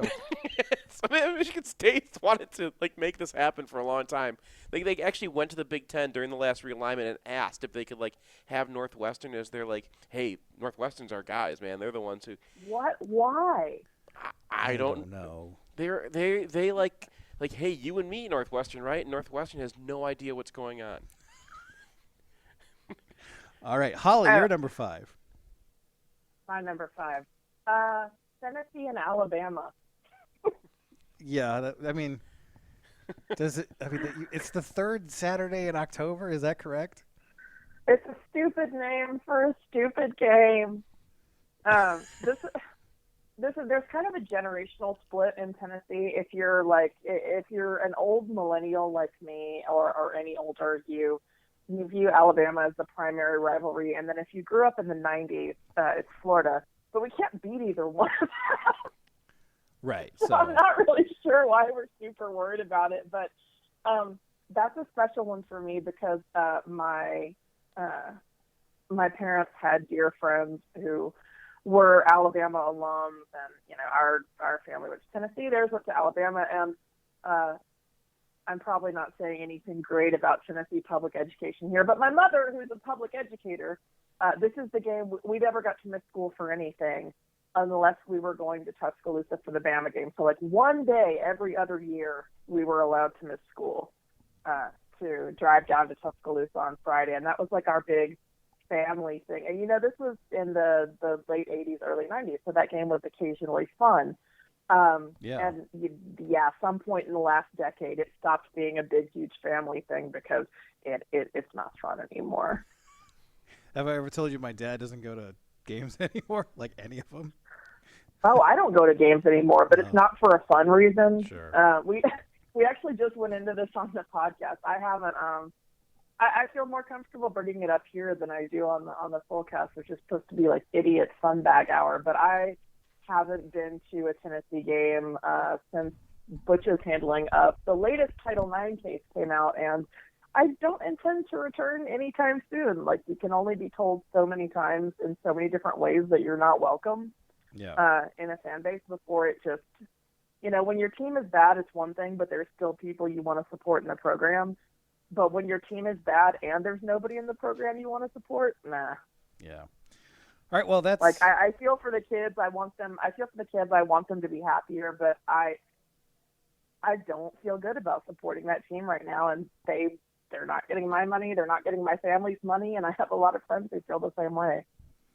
Yeah, it's a situation that I think we've been lucky enough not have to. Right. I mean, like, if this was happening and then, Michigan was dealing with that kind of stuff, I don't know how I could do my job. Yeah. But that's a downer. I feel healthier, though. Yeah. I feel healthier not letting that team dictate my emotions. Yeah, that would be nice. That's the silver lining. It'd be nice. I feel better just kind of skating. I use the metaphor on Twitter a lot. It's like a kite. Like, you're going to float above it, but a football game can't affect a kite. The kite is just going to blow wherever it wants to go. All right, my number 5 is recruits mentions. So they post a top 5 or whatever, and then I don't know why I click on these things, but I click on them, and then it's just like, come to this thing, and then there's like gifs of like Duke players being like, yeah, right, and gifs of Juwan Howard doing the Cabbage Patch. I've been following a lot of basketball recruiting, if you can't tell. This is my coping strategy. It's like a scab, isn't it? Like, this isn't going to feel good, but you kind of have to do it anyway. Yeah. Well, it's just I don't. What is the goal? Like, the guy is not going to like go to your school because you posted a GIF of thumbs up. You're asking me to like understand the mind of someone who's like, you know what, I'm the one who's going to convince them, right? Like, I'm going to send something. He's going to be like, yeah, man, Michigan. I want to go to Michigan because that guy sent me something. If I was a recruit, I wouldn't want any fan. Yeah, God, I was really, I wasn't really down on this, but man, their gift game is so strong. Right. I need like a setting where I can just turn off posts that are only GIFs on Twitter. I don't want to see those in my mentions anywhere. I've seen all the GIFs 1,000 times. I think I've got a thing. I think there's a thing on Chrome you can like actually just freeze them. You can't turn them off, but they can. Spencer would be an exception. Spencer always has new GIFs. Yeah. He has a quality arsenal. Yeah. He does. All right, Seth, you're number 4. Mine is the Order of Bull's Blood versus Jim Harbaugh. That's a good one. Pretty much self-explanatory. Yeah. I mean, they need to step up their game. I haven't heard of them for a while. Was that the same school where the superintendent was pooping on the football field the whole time? Was it? I kind of feel like it was. It might have been, or the school that they had it at or something. Or no, it was the school that Rutgers and Ohio State had their like competitive one. They're like, oh, Michigan can't come to New Jersey. Right. We're going to have our own. Yeah. Holly, you're number 4. I was going to go with the generation gap versus newfangled uniform. I'm going to use a Tennessee example here again when they brought out their, I'm quoting here, please don't think I made this up, smoky gray uniforms a while back. They're hideous. They're primer colored. They're primer and orange, so everyone looks like traffic cones. The kids love them. Recruits love them. The players begged for them. I don't understand children. I do not understand the youth of this nation. No, it makes Why you are wonder you like this? If there was a mutation and people's rods and cones are working differently these days. It was kind of relieving in one sense because I'm like, the first time I ever caught myself going, what's wrong with these youth? I'm like, this is it. I've crossed the river. Everything from now on is not meant for me. So I don't really have to try that hard to understand it. I can just relax. I mean, they've stepped over the line a couple times where like even the youth couldn't take it. Like the Michigan State uniforms this year. Oh God. Oh God, fucking Adidas, man. I mean, Adidas. You and your school and our school have had all kinds of tribulations related to well-intentioned uniform resale. So I kind of feel about the state uniforms the way that the full cast feels about Deerdorf and Brandy. So like, you love them? No, I do not love them because I am directly exposed to them. They're a problem. I have to hear sack time every like halftime highlight reel, and I'm just like, oh, this is so unbelievable. Will your opinions of us plummet even further if we tell you our affection for these men is genuine? It makes it makes complete sense for you. 'Cause they saved our lives last weekend. it makes complete sense for everybody outside the Michigan fan base to love and treasure them. And that's how I feel about the Michigan State uniforms. Everybody outside of Michigan State should love and treasure them because they're just the worst things in the history of the thing. It's only if you're like part of the we that you have to be like, oh, this is terrible. Well, the poor students had to like support it. They had to like be on board like publicly. Be like, all right, my number 4 is the NCAA and state legislatures. so the NCAA is like, this is an existential threat to our way of life. And this California State Senate is like, yeah, we're going to pass this 72-0. Right. Like, it's not even. Like, it's the only thing like the entire country still agrees on right now. Right. Look at this moment. Right. In history. What's passing 72-0? Yeah. Like, this is the only thing. And then they get on their like quote machines and they're like, oh, this is terrible. And everybody in the whole world is like, get out of here. They still have people on Twitter for some reason who are like defending them all the time. It's just like they're like using their talking points and throwing it out there. I'm like, well, I think that there's a certain genre of like reporter who's so deep into the access pit, right? That there's always somebody there's always volunteers to be hall right, monitors. but what about the fan? Why are the fans jumping in as hall monitors? I don't know. I don't understand. Like, I feel like I can get like even if I don't relate, I feel like I can at least understand. Okay, that's a position for most of these arguments. But except that one. Like, what possible benefit are you gaining from this? Yeah. I mean, my uncle's kind of like on the, like, if we pay people, it'll be a disaster. And I was trying to, like, figure out why. And I had a conversation with him, and so did I was complete lack of connect. So college football has complete parity right now. Right. We're great. Yeah. So how different this will be. I do manage to convince. I can bring people around, usually by at least Michigan fans around, by telling them like, think about if all the Michigan money went to like buying players. We have a cannon. That's an actual argument. Like that's an actual argument that you can make. Yeah. All right, Seth, you're number 3. And it's one that I haven't seen a whole lot. That's not so much. I think maybe that's why they come across as so disingenuous. Like so many of the arguments I'm seeing are not so much like pro academia or pro funneling money elsewhere as they are anti-athlete. Yeah. And those people are telling on themselves. Yes. Yep. Seth, you're number 3. Red hat versus everybody. Oh. That like I don't know where they recruit these guys from, but like there's just so like 115,000 people are staring at him with nothing but hate, and he's just completely oblivious to it. He's just out there doing his thing, standing there with his red hat on. That's got to be the worst job. We're like, who's gonna sign up for that? Like, I'll go be the red hat guy. Oh my god! All right, Holly, you're number 3. Okay, I'm gonna give you guys a little present from the Tennessee Titans. Don't run away. But I need to introduce you, if you're unfamiliar, to Mike Keith, who is the voice of the Tennessee Titans. He is a former Knoxville fella, so he's a former Knoxville newspaper guy, and who fairly early on in the Titans' tenure in Tennessee moved to Nashville to call their games. And he's kind of like our analog to Deerdorf, except he's got this very strange and specific personality tick. He is relentlessly funny, and he's a genuinely nice person. But he is relentlessly upbeat no matter what is happening on the field. And he calls the Titans game. So there's not a lot of stuff that's good that's happening on the field. But it ends up with him making calls like, holding Titans! like they just want to play out games.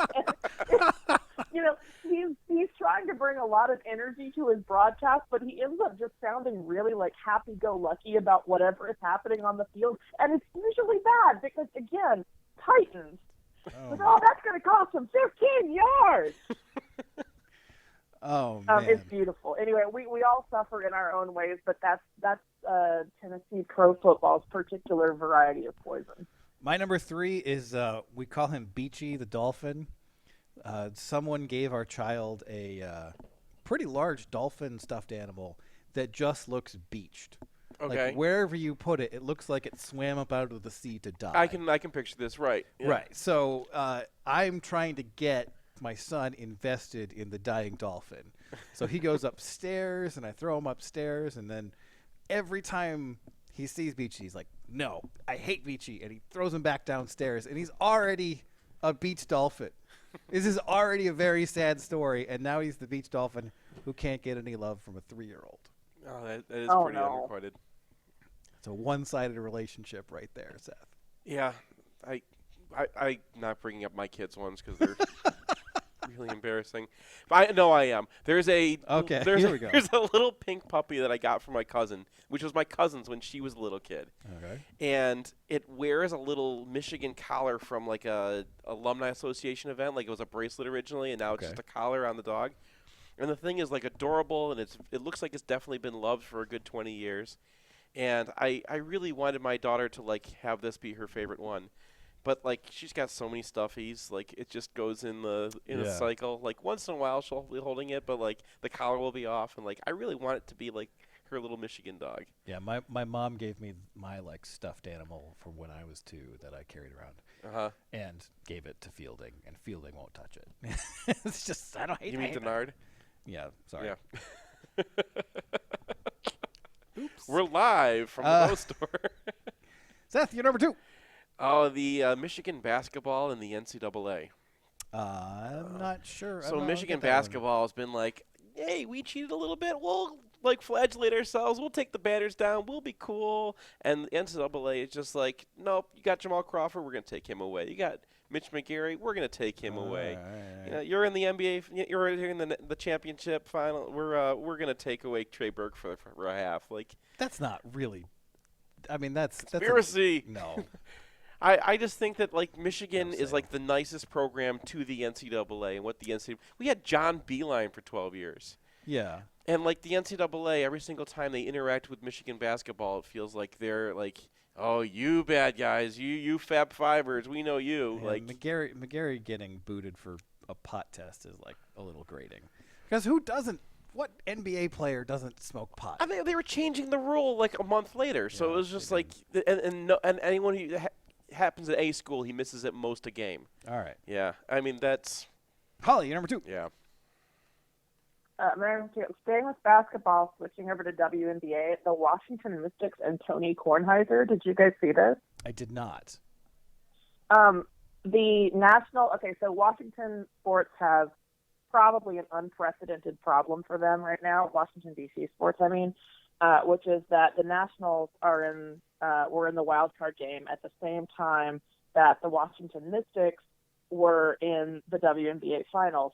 And Tony Kornheiser threw a fucking fit at a perceived slight because the Nationals' wild card win was placed below the Washington Mystics playoff win in the newspaper, like physically below it. They're both on the front page. In the newspaper. And he called it, I'm quoting here, insane. And it's an incredibly one-sided relationship because while he was flipping his shit, the Mystics went on to win the championship completely unbothered.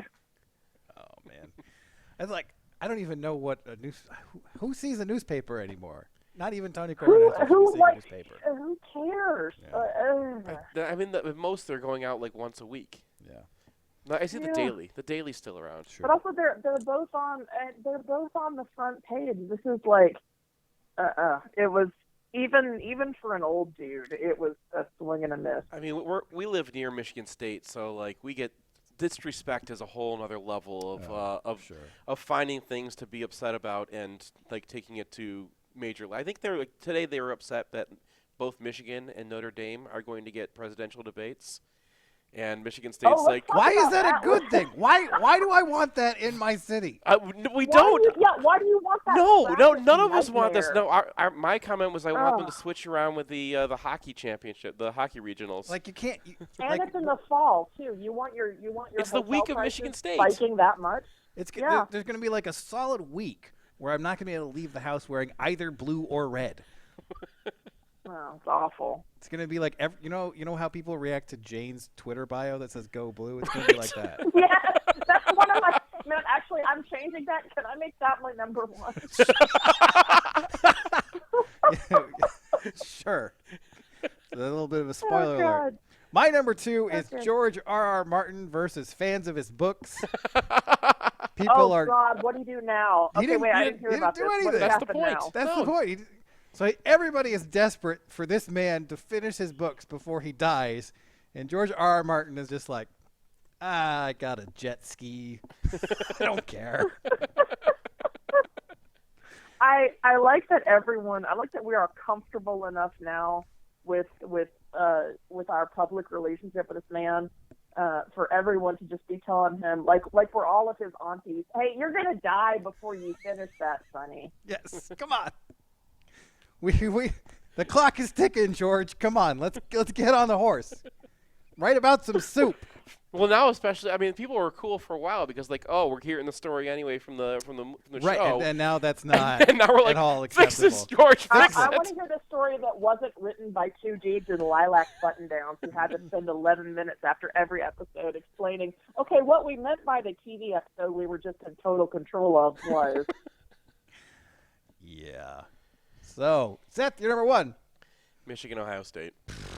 Holly, you're number 1. Jane Coaston's Twitter mentions versus the concept of Go Blue. I like that one better. Yeah, I mean, I love you, Jane. I hope you're enjoying Chicago. my number 1 is China and the NBA. Goodness, Houston's having a little bit of a week. I mean, Yeah. what? Like, the NBA is just like, all right, they got 1 billion people.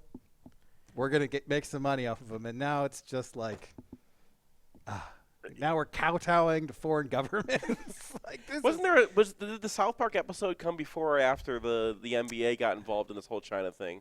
It was like immediately before, right? Yeah, it was like spookily prescient. Yeah.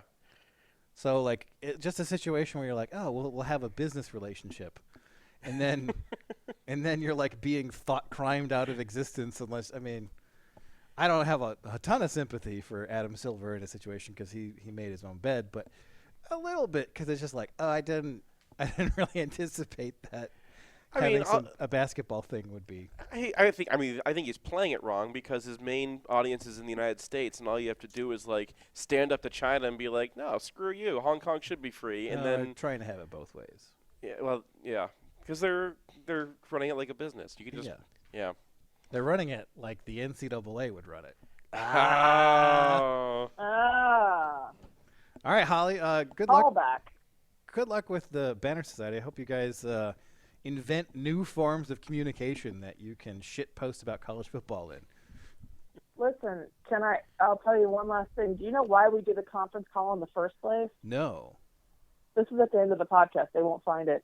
Because for like a 3-week period last year, the Vox Media Podcast Network feeds got so screwed up by someone who wasn't us that they were unable to be untangled, and we like physically couldn't post a podcast to the feed. Nothing would upload.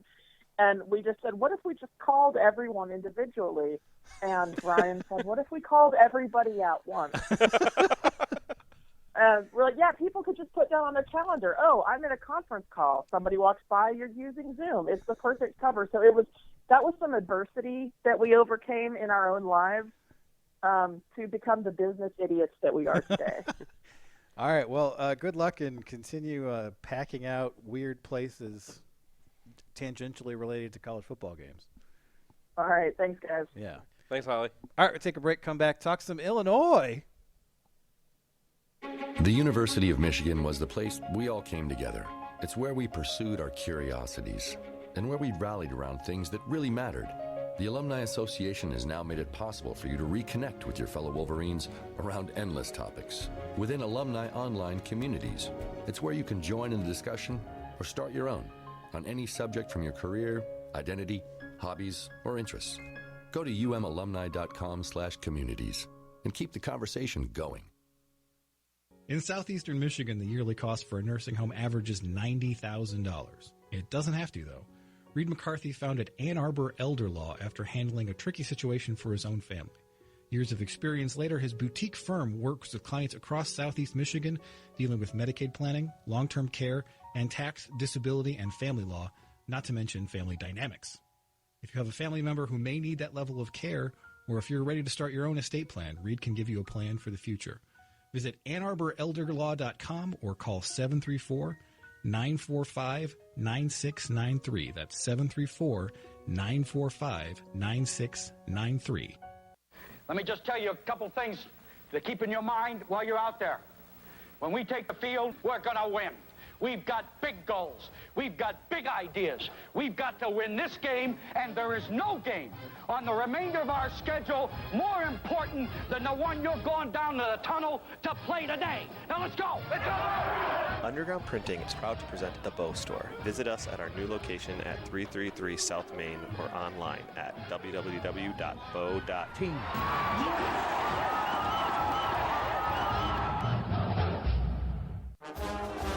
Are you planning a business trip, a Michigan reunion, or a revenge tour in Ann Arbor and don't want to be stuck out by I-94?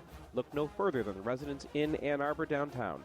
Positioned at the corner of Huron and Ashley, the hotel is just a block from Main Street and a short walk to Michigan Stadium and Central Campus with all the amenities you expect. Also, we podcast here most Sunday mornings, so if you let us know you're coming, we'll let you put a shout out on the pod. That's the Residence Inn Ann Arbor downtown.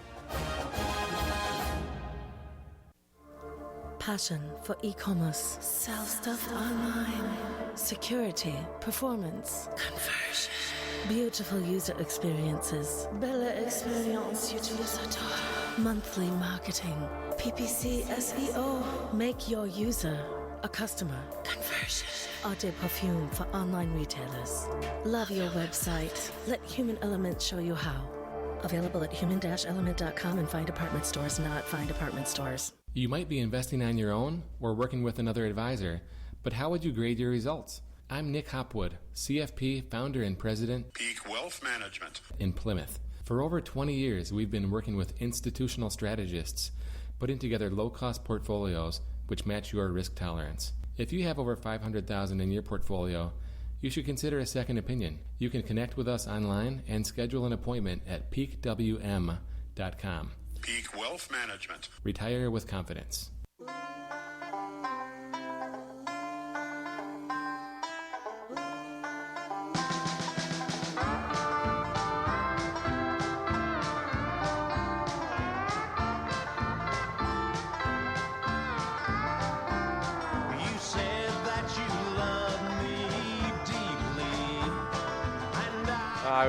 I was hoping we would get to the chorus of that one. Welcome back to MGO Podcast. Welcome back to MGoRadio 5.5 live from the Bow Store on Main Street. And now is the time in our show where we have a magical moment where we talk about Illinois. Oh, I thought we were going to talk about the beer first. Oh, yes, we're going to do the It's on the way to Illinois, yeah. We're gonna do the ad It's not that much of an ad read. I brought the Perrin Blonde Porter this time. Yeah? Yeah, that doesn't sound like something that sounds unusual. Yeah, it doesn't sound like something that really should exist. A new take on a classic style, creating a light blonde-colored, full-flavored beer. Yeah, it's best not to even think about the word porter on there and just kind of like, it's close enough to like certain well-known wheat beers that, if you add an orange, it tastes pretty good. Okay. Yeah. So that's Perrin Brewing. Whose beers stand on their own without references to other beers. Seth. Do quite well. You can find Perrin beers at Meijer, Whole Food, Kroger, any bar with a sense of taste, or check out their selection at perrinbrewing.com. All right, now is the magical time where we talk about Illinois. Yay! The beard. We should talk about the beard. The beard is gorgeous. And that came together like so fast.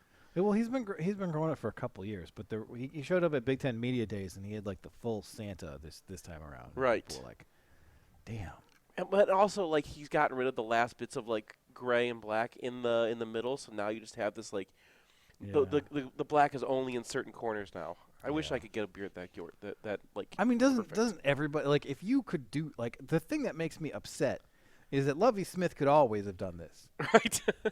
And like this is he just decided now like you're robbing the world of this beautiful beard. Like, yeah, I mean, you know why? Because he was focused on coaching football before. You think it takes that much maintenance? Worth it. I've never had a beard like that before. Have you? No, I get kind of this is no. We don't need to talk about this.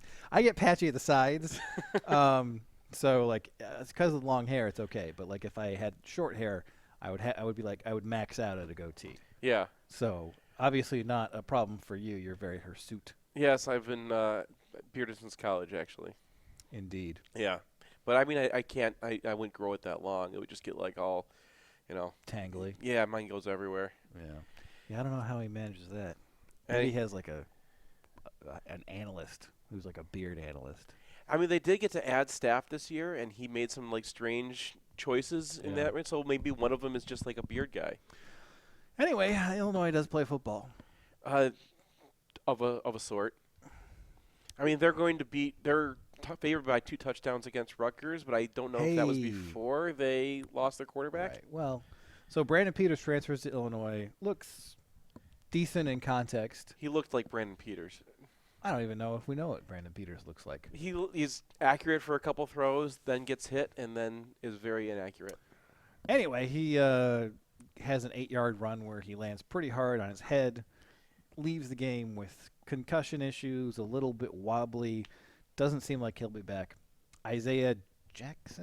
Williams. Isaiah Williams is actually like a 4-star top 200 freshman. Yeah, like Michigan and Alabama both offered him, and like we're serious. Like he was, we all wanted him as a slot receiver. Right. Illinois was the only school that was like, yeah, 5'9", that's fine for quarterback. So like he like is hypothetically a like Denard-ish quarterback, and that would give Illinois a pretty good backup option just in terms of like how scary is this. Yeah, I mean, but he was out last week. Doesn't appear he'll be back this week. So right. You've got Matt Robinson, right, who's a fun scout for people who've been through Michigan football the last 10 years. So Matt Robinson was ranked about 2,200. 2236. Okay, 2236 his year. And he's a 3-star on the composite. Now, 24/7 did have the cojones to be like, this guy's a 2-star.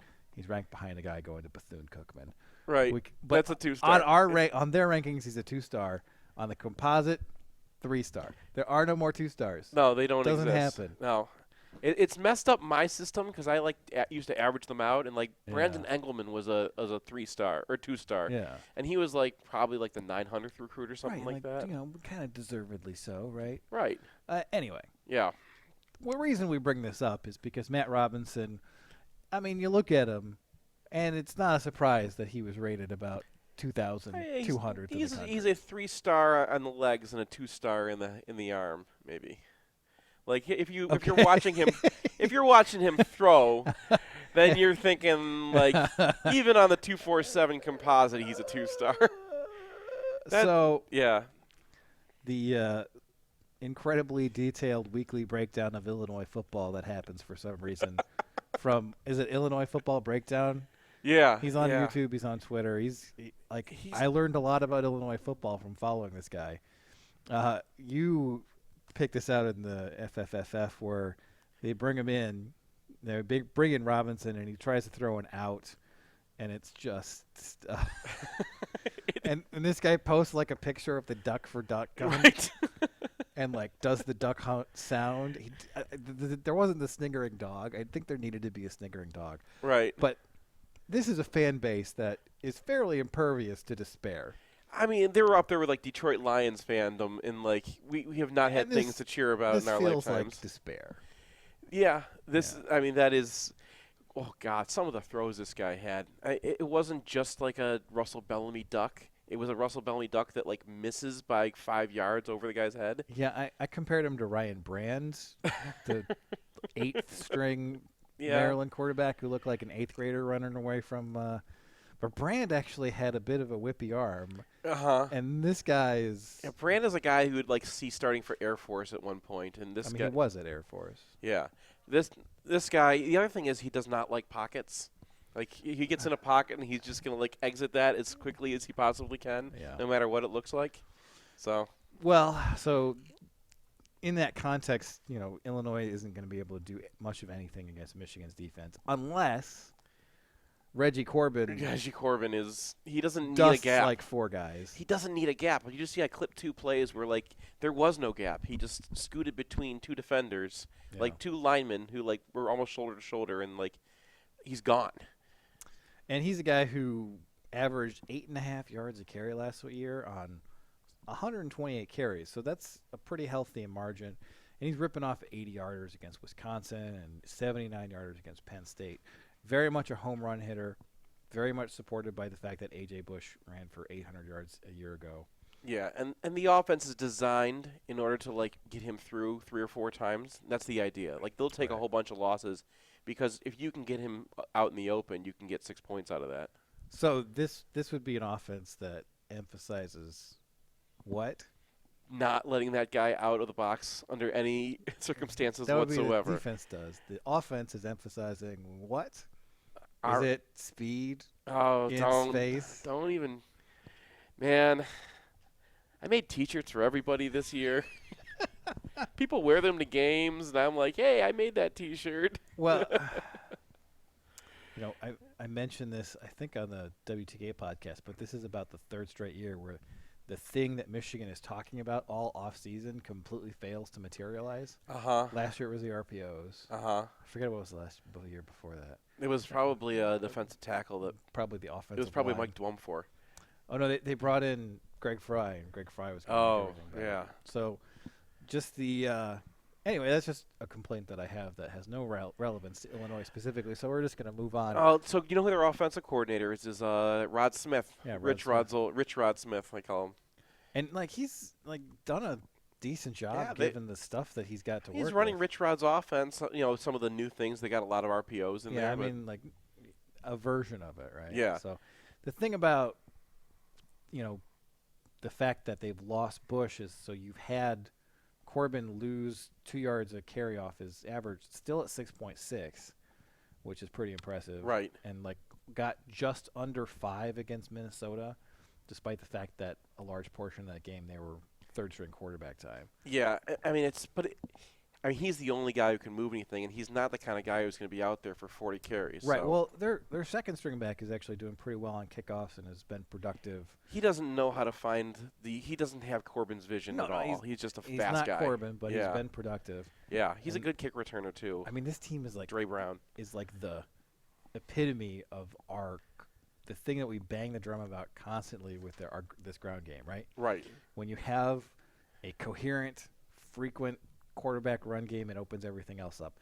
Also got Brandon Peters concussed, but Michigan it got Dylan McCaffrey concussed. Like it's a situation where like Michigan isn't like they just got to do it. Or I mean, a lot of teams are out there running quarterback and zone read stuff, and only Michigan quarterbacks seem to be getting concussed. So it might just be a Michigan thing. Well, this is actually an interesting situation that we find ourselves in, like college football wide. Since like transfers are just willy-nilly now. Yeah. You've got a situation where like I think the move might be if you've got 2 guys who you think you can play is to play them. Yeah. And so you have a guy who like if one of them goes out is able to come in. And I'm not talking about like, the Sean Clifford, not the who transferred from Penn State? Tommy Stevens. Tommy Stevens, yeah. I'm not talking about the Tommy Stevens stuff where he's in the backfield as a running back or plays wide receiver for you 6 snaps. I'm talking about, you are not quite pulling the Henson, but you've got that guy in and you're giving him 2 or 3 drives a game. Well, Michigan was doing that with McCaffrey. I mean, they weren't. Well, we did it. All right, no, we had like. Imagine it was Shea Patterson in there against Wisconsin. Well, they did it against Wisconsin because the game was 35-0 and they needed to do something. Right. So that's the situation.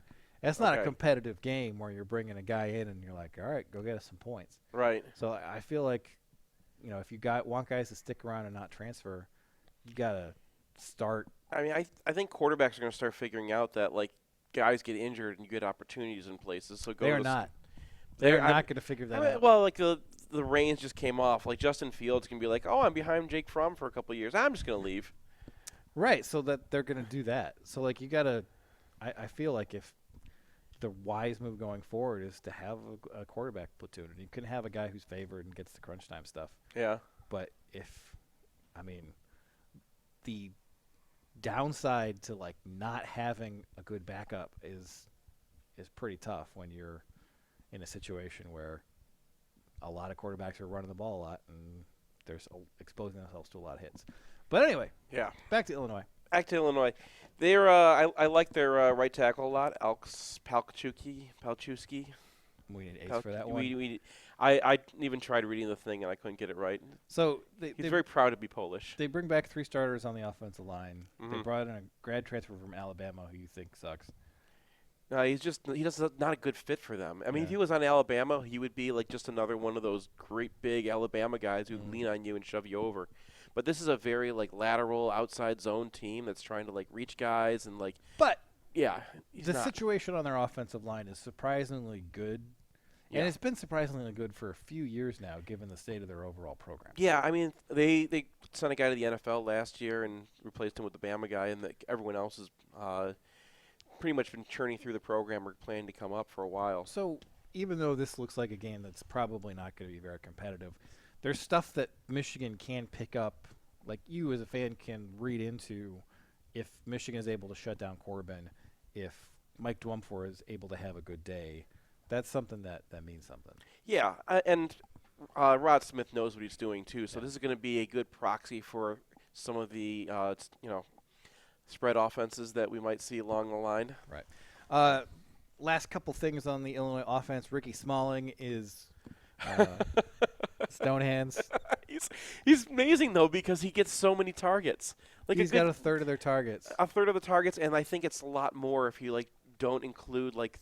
How many? They've had a lot of garbage time and a lot of screens. And stuff yeah, like that. and so like if you get rid of those and just look at like outside receiver targets, it's well over 50%. He's got a catch rate of 47%. That's right. And yards per target, I think it's under 5 right now for him. And then they have a 4.5-star USC transfer. Yeah, Josh Imatabebe. Oh, you got that one. Yeah, I remember that one because he was like a 5-star at the time. And when we hired Jim Harbaugh, he was like really excited about it, and we were like, "Ooh, maybe we'll have like a 5-star receiver." And he's got 10 yards a target. Yeah. A 67% catch rate. Yeah. He should be the guy who some touchdowns in there too. Yep. Like, I mean, I know that he's a bit of a clunker, but he's a big burly physical jump ball. He doesn't know. I mean, you remember Rich Rod and like how he used receivers? That like it wasn't very complex, especially with outside receivers. It was just like you run downfield. Get people away from my running game. So, I mean, he does not run any complicated routes. So I think that teams are probably just putting their guy on him and saying, throw it to Smalling here. Like, leave that guy a little space in your zone. And all right. Yeah. Well, the defense for Illinois is, I guess at this point we can say traditional Illinois defense. It's amazing that, like, Lovey was brought in to fix this and, like, has done an even more disastrous job than any of his predecessors. But they've got some names. Jamal Milan is the one I like. Wait, where?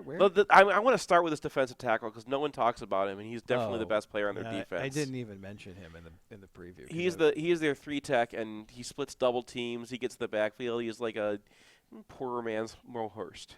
He's good. Can I do the names now? Yeah. Oluwole Batiku. Yeah. Ayo Shakbanyo. Yeah. Dele Harding, of course, the man who committed because Michigan was firing Dave Brandon. Always have a place in our heart. And, of course, Milo Eifler, who I think was Camilo when he was being recruited. I think he changed his name a little bit. Yeah, because he went to Washington. I remember him. Yeah, I remember him. But so they've got some names, and they don't hold the edge. No. Some of the fellows you just mentioned, Ayo Shigabano is a linebacker still. They converted him and forgot to put any pounds on him, so he's listed at 240. I think he might be at 230 still. And so when the kick-out block comes, it's not going in the same direction A.J. Epenesa's kick-out It is block. not. It is not. But you know what? There's not a lot of kick-outs on him because he tries to make up for it by burying himself in the right tackle, and then the tackle will just kind of shove him down on the ground, and there's no edge. Same thing happened. Aloy Batiko has a whole bunch of sacks, and he got them all against UConn and Akron. So so they started off with 11 sacks against those two teams, and they've had 4 against Eastern Michigan, Nebraska, and Minnesota. Yeah. So probably going to be a day where Patterson looks pretty good because he's able to have the kind of Rutgers time he had against Rutgers Yep. and able to like get through his progressions and feel comfortable in the pocket. And we'll all be like, "Is this real?" And we'll find out the next week. And yeah, I mean their You know. secondary could be like really disastrous.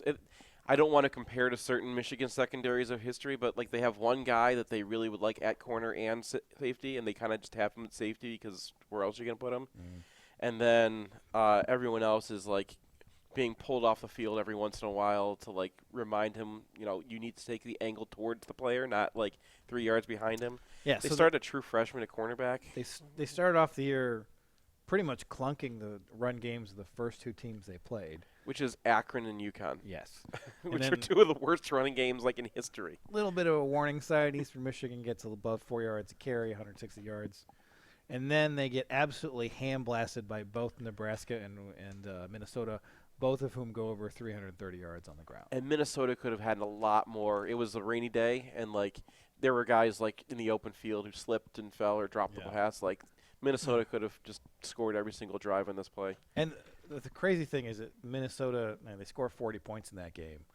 And for half the game, it looks like they had been looking at Smalling and been like, why don't we try that? Because Tyler Johnson, who's a great wide receiver, got hit in the hands. Rashad Bateman got hit in the hands, and they were just dropping everything. Right. So if they just catch some balls like right where they should be, like this could have been a 50, 60-point game. So can Michigan get to 20? I don't know. Where's Minnesota and S&P right now? They're 14th in the country. Oh, God. On offense. They're like 50 slots ahead of Michigan. That's not an exaggeration. And there are still preseason predictions baked in. Oh, it's like a quarter of it still. There's no edge. There's no edge. Like, this is like Christian Turner's going to have a big run in this game. Okay. And, and they'll throw Charbonnet into the line a few times and they'll be fine. And, yeah. All right. So that doesn't sound like encouraging. Okay, here's one thing I noticed. Are they go so bad that it doesn't even matter? Yeah, because they go so crazy against play action. Yeah. That, like, if you just, make Zach Charbonnet look at the ball for a second, then the linebackers are just going to rush in and stay down there, and then there's all this room underneath that terrible secondary. All right. So, yes. So, yes, they get to 20? Yes. We get to I'm Michigan 22. You got 22? I predicted like 33-5, I think. That's probably a more accurate prediction. Like, this is they're heading towards being Rutgers right now. I mean, the defense is probably going to outscore the Illinois offense. The thing about this team right now is that Lovie Smith is obviously gone, and they're starting to realize it's like Michigan game might be like the last thing they get up for. Come for the big rival, and then like after this one, it's just like quarterbacks start announcing that they're going to redshirt for the rest of the year, that kind of thing. All right, there you have it. Yeah.